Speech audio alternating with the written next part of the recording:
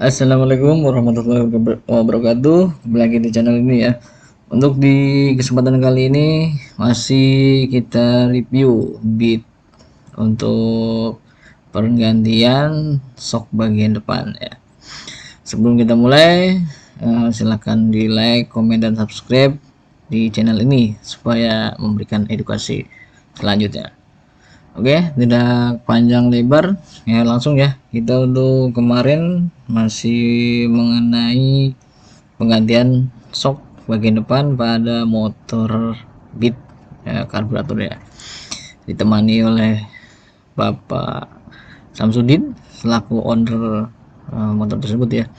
Jadi kemarin kita melakukan proses penggantian sok ya untuk bagian depan.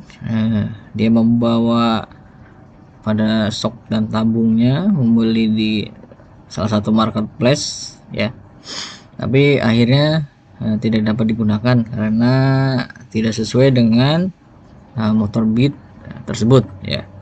Untuk bagian spring, untuk bagian area dalam itu terlalu panjang, sedangkan untuk dudukan ataupun tabung dudukannya agak sedikit berbeda ya, karena tidak ngeklop. Akhirnya terpaksa kita beli ulang untuk tabung dan springnya ya.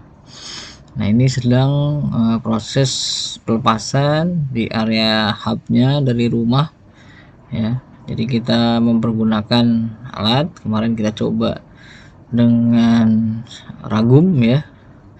Jangan lupa untuk penggunaan ragum, apalagi dengan bahan seperti sok itu kan tidak boleh tergores ya, maka kita alasi dengan kain ya supaya tidak tergores ya. Walaupun sebenarnya ketika kita melepas itu sebenarnya ini sudah tidak digunakan lagi karena tidak sudah tergores ya, tapi untuk lebih aman dan safety-nya ya kita menggunakan lap agar si housing pada area depan ini tidak tergores ya. Dibantu dengan menggunakan kunci L ya untuk melepas pada area baut bagian bawah. Nah ya, ini cukup keras ya, karena kenapa? Karena belum pernah sama sekali diganti dari sejak awal. Oleh sebab itu untuk proses penggantian ini sedikit memakan waktu agak lama karena kita keterbatasan dari alat dan keterbatasan dari segi pengalaman ya. Jadi ini bisa dibilang di pengalaman pertama juga untuk di bengkel kami ya. Nah, di sini sampai dibantu oleh ownernya ya, sambil belajar juga di sini ya. Nah, setelah tadi dilakukan penjepitan akhirnya bisa ya. Nah, ini proses untuk mengeluarkan pada spring ya. Nah, di dalam ini untuk posisi housing kan harusnya di sini ada fluida ataupun cairan pada sok depan ya, tapi ini benar-benar sudah kering karena memang pemakaiannya yang sudah cukup lama dan juga karena kemarin ada kebocoran di salah satu packingnya ya. Nah, setelah untuk bagian kanan selesai, sekarang kita juga melepaskan untuk area bagian kiri ya. Jadi cukup mudah menggunakan obeng menggunakan kunci L dan menggunakan kunci sok ya tadi, kunci pas. Nah, ini dikeluarkan sisa daripada cairan ataupun minyak soknya ya, fluida ya. Nah, ini dikeluarkan dan selanjutnya akan kita bersihkan menggunakan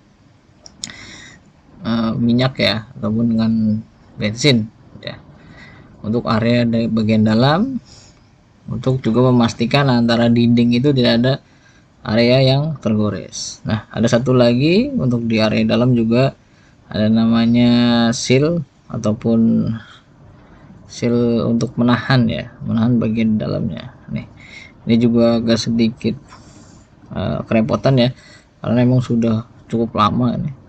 Nah, kalau tidak hati-hati bisa terlempar Oleh karena itu melakukan pekerjaan ini juga harus dengan hati-hati, dengan ketelitiannya. Nah, ini adalah ditahan menggunakan tahan ya. Ini untuk proses pelepasan seal pada area dalamnya. Kenapa harus kita lepas? Karena untuk seal sendiri itu harus dilepas ya, karena akan diganti dengan seal terbaru. Nah, ngomong-ngomong sedikit mengenai seal. Untuk seal ini sendiri ketika dia posisi baru dia harus elastis ya, elastis dan tidak keras. Nah, seperti itu ya. Jadi ketika pemakaian yang lama, seal itu benar-benar harusnya masih elastis, karena harus bisa menyesuaikan dari tekanan pada fork bagian depan dan pergesekan antara rumah pada housingnya.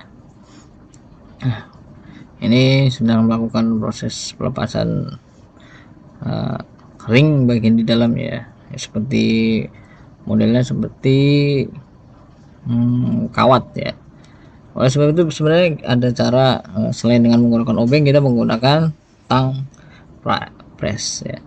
Oke, untuk sekian yang dapat saya sampaikan. Nanti kita akan lanjut di part berikutnya. Jika ada pertanyaan silakan tulis di kolom komentar. Terima kasih. Assalamualaikum warahmatullahi wabarakatuh.